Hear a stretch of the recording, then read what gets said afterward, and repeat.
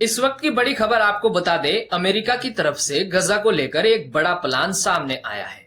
इस प्लान में गजा के लिए नई अंतर्राष्ट्रीय सुरक्षा फोर्स बनाने की बात कही गई है।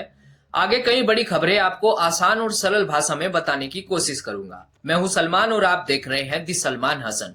यूएस सेक्रेटरी मार्को रूबियो ने कहा है कि ये फोर्स गजा को चलाने में मदद करेगी, लेकिन इस फोर्स में सिर्फ वही देश शामिल होंगे जिनसे इसराइल कंफर्टेबल है।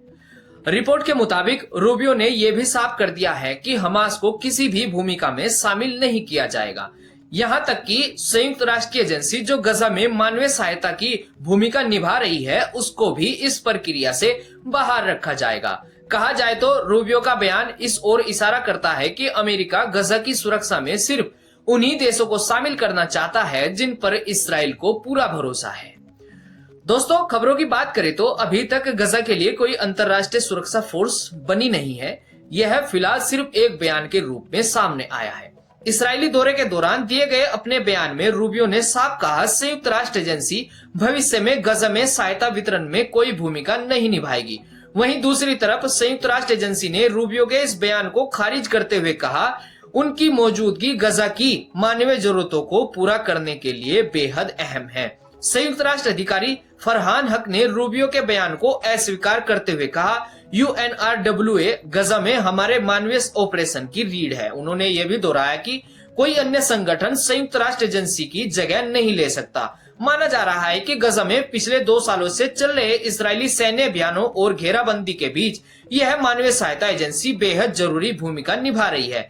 यह एजेंसी गजा में जारी संकट, खाने पीने की कमी और विस्थापित लोगों तक मदद पहुंचा रही है। अब बात करते हैं दूसरी बड़ी खबर की। गजा में शांति प्रक्रिया को लेकर अमेरिका ने अपनी रणनीति साफ कर दी है। जैसा कि मैंने शुरुआत में बताया, अमेरिकी विदेश मंत्री मार्को रूबियो इसराइल दौरे पर है। उन्होंने एक बड़ा ऐलान करते हुए कहा, गजा के लिए कोई प्लान बी नहीं है, सिर्फ एक ही रास्ता है, राष्ट्रपति ट्रंप की 20 सूत्रीय शांति योजना। रूबियो ने अपने इजरायली दौरे के दौरान स्पष्ट किया, इस योजना का मुख्य उद्देश्य गजा से हमास को पूरी तरह बेदखल करना है। जैसा कि मैंने खबर की शुरुआत में बताया, गजा के लिए अंतर्राष्ट्रीय सुरक्षा बल बनाने की बात इस योजना में शामिल है।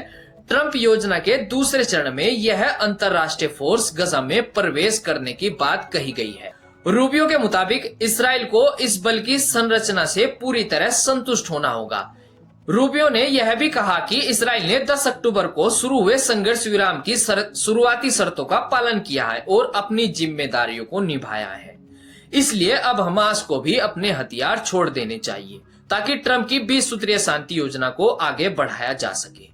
पिछले 2 सालों से जारी इस संघर्ष के बीच काफी कुछ बदल चुका है और अब अमेरिका की यह नो प्लान बी रणनीति ट्रंप की शांति योजना को ही एकमात्र समाधान के रूप में पेश कर रही है।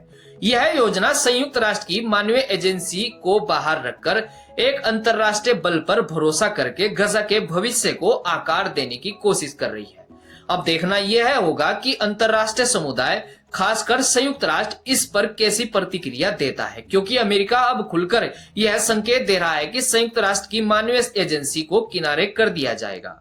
गजा में आने वाले दिनों में क्या कुछ बदलने वाला है, यह देखना बेहद अहम होगा।